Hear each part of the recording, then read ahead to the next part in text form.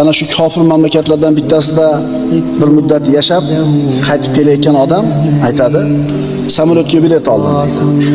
Kechasi soat 2 da aeroportda bo'lishim kerak. Taksi chaqirdim, keldi. Ketyapmiz. Tun, sovuq. Yo'lda ketyapmiz. Bir imoratning oldida juda ko'p odam navbatda turibdi.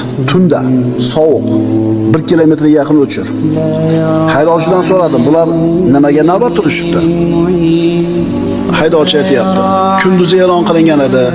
Mana shu do'konga ertalab soat 8 da go'sht olib kelishar ekan. Go'shtga shuncha navbat. Nimaga go'sht yo'q? Nimaga go'sht tanqis? Chunki bu yurtda zina arzon edi. Arzimagan pulga xohlagan ayolni qo'lga kiritish mumkin.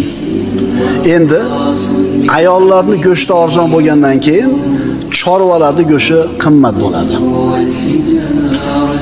Bu kishi aytadi, yo'l bo'yi takrorlab keldi.